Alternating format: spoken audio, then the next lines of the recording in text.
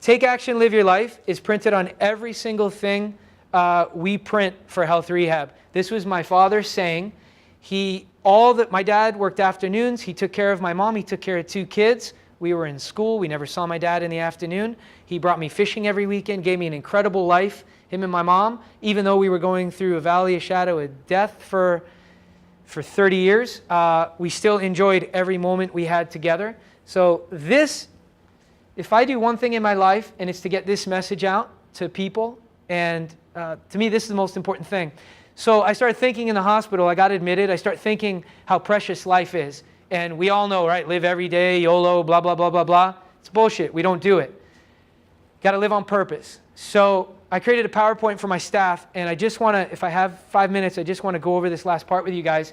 I pulled some statistics because I started thinking, wow, I almost died at 42. Statistics. Average American lives 78.8 years old. It's Japan, it's a little higher. United Kingdom, let's just say 80 years, okay? So let's do a little timeline of your life right here. Here we go. Oh, this is beautiful paper. Okay? So here you go. 0 to 80. So here's 10, 20, 30, 40, 50, 60. Hey, I did pretty good. 70. Pretty equal. Okay? I took a couple diagnoses that we treated at the clinic, right? So I wanted my staff I wanted them to be able to relate. Everyone know what a stroke is, or CVA, right? So this is what leaves people. It's a brain bleed, right? An aneurysm. It leaves people paralyzed half their body, some of them. 140,000 people in the US lose their lives from it every year. 748,000 people, I didn't leave this statistic on here, become disabled or physically challenged. So the person you are right now changes when you get a stroke forever. Even if it's you just can't grasp a glass if you get away lucky, okay? Life changes. It's the leading cause of disability. 3/4 of strokes happen at the age of 65, right there. 1/4 of them happen below 65. We'll leave that out. Parkinson's, the gentleman I told you about Parkinson's, right? So 60,000 people. 4% are diagnosed before 50, right? So let's put another line here for Parkinson's disease, CVAs. MS, my wife's mom was paralyzed for 15 years from the neck down with MS. She had MS. She had a bad type of MS. She had the worst kind, chronic progressive. 20 to 40s, average diagnosis is the ballpark. 34 years old is where the average person in the world gets some type of MS. Cancer, this is my specialty, right? Cancer.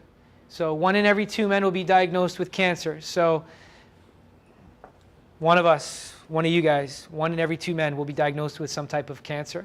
And I'm talking malignant cancers, guys. I'm not talking anything benign or skin cancer. 1 in every 3 women will be diagnosed with cancer.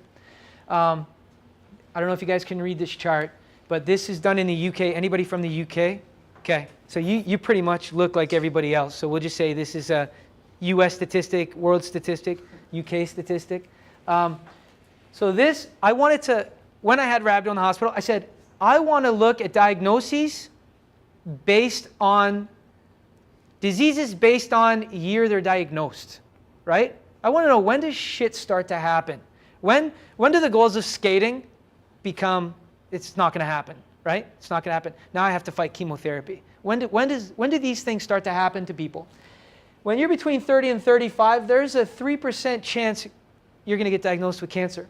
When you get to 55 years old, there's a 20% chance you're going to get diagnosed with cancer. Do you see how big that curve is, guys? You see the male? Look at that. This is statistics. This doesn't mean it's going to happen to you. I hope everyone in this room lives to 119 years old. I think that's what Noah said, right? 119. I hope everyone lives an incredibly healthy life, and we all die in our sleep at 120. But statistics show us that you're going to face something in your life, or somebody you love is going to face. Anyone have a family member that's ever had cancer? Okay, almost all of us, right? So those are the statistics. Another statistic I want to throw out to you. This I learned in 2008 at a continuing education seminar. And it resonated with me so much. I tell everybody that will listen. This is fact. Every year universities try and they redo it and they come up with the same exact result. At the age of 35, the average human starts to lose 2% of their functional capacity, functional ability per year. By age 60, we lose 50% of our functional capacity, right? An elite athlete, or somebody that enjoys riding their bike to work every single day and forces everyone that works with them to do the same thing. It's funny, I'm starting to know a lot about a lot of you, right? Elite athlete only loses 0.5% per year at the age of 35. He's still losing, okay? So by age 60, an elite athlete or somebody that loves exercising only loses 18.5%. So that's like 87.5%. You're a freaking animal and you're still going to kill it when you're 80, right? So it's important to exercise. It's important to make it part of your lifestyle.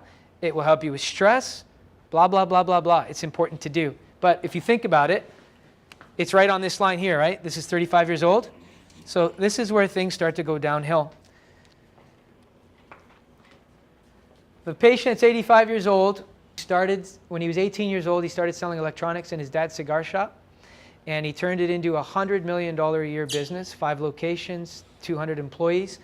And he wears a Burberry fishing hat, and he gets them custom made. And the guy's a beast, and he's an animal, and he's nuts. And when he's not crazy, he's absolutely, his wisdom is incredible. He said to me one day, he goes, I'm 85 today. It's right around his birthday. He said, 2 days ago, I was your age, and a week ago, I was 18. He said, you have to squeeze as much life out of every day as you can. He said, and you have to live your life on purpose. So I put it on our board at work, and we do a quote of a week on a big, big whiteboard. And he always says to me, he always say LQT, LQT, limited quality of time. And he keeps it on the front burner. It's not something he just says when he wants to do something exciting or fun, or, this is how this guy lived his life. And this is the important thing. Because if you think about it, how many prime or healthy years do you have? You got 0 to 25. You're in school or you're a fool, right? So here, you're building who you are. Your character's being built. Who you are is like when you're 6 or 15 or whatever, right? You're building all this stuff. You're going through life experiences. You're going through school till you're 20. You're starting to figure out what you want to do. And from 25 years old to 55. Because 55 is when that curve starts to happen. And we obviously, look, 35 for MS, Parkinson's, stroke, a quarter of the people get it under 50 years old. But if you figure, guys, 25 to 55, 60 years old, if there's something you want to do, if there's a goal you have, this is the best time of your life to do it. What are you going to lose? I know people that have hit rock bottom and they built it all back up again because they have the drive and the passion, right? They're not living a mediocre life. They're not standing on the fence. They're not the people that say you can't do that. They're the people that say, shut up, what if I can, right? So I'm in this stage of my life right now. I'm right here. My dad died at 68. My mom died at 54, but they didn't die in their sleep. They suffered a long time. My dad suffered 7 years. My mom suffered 20 years. So, you might think I'm an alarmist, and when you have a woman behind you and a man behind you, with what she wants to achieve and I want to achieve, a best friend like Sean, a coach, mentors. I have many mentors, right? Sean's one. Arnold Drucker's one. I'm not stupid. When I meet somebody that's over 80 years old, if they're not crazy, they're really smart, right? Sometimes you get a bit of both. I listen to these people. I listen to people that are younger than me. Francisco quit his job and now he's working with our therapist to actually create things for people with arthritis. He goes to Home Depot, puts on rubber gloves, put them in resin, and made his hands hard as if he had arthritis. And he cleaned his entire house, and he created a bunch of products, a whole line of products for people that have arthritis or have strokes and can't use their arms. Like, these are the kinds of things that we need to do. And he's staying up all night doing this, and he's sending me texts way too early in the morning with new products that are coming off his 3D printer that he's creating. Going to help a lot of people.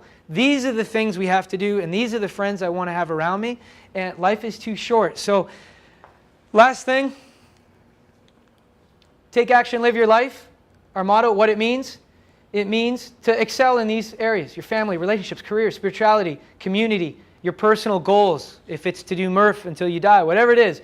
It was my dad's saying, Captain John Pallon. What does it mean? It means to seize the day, commit to your dreams, make them a reality. Take freaking risks. You got nothing to lose. You got nothing to lose. That's fear that tells you got a lot to lose. You can get it back. Help people. Live with great quality. Live with a sense of urgency. To me, this is the biggest problem we have. People don't live with a sense of urgency. Live a purpose-filled life. Put your feet to your goals. It means to take action. It means to live in faith, not in fear. It means to work really hard in anything that you believe in. It means to live on purpose. That's it. So do it. All right, guys?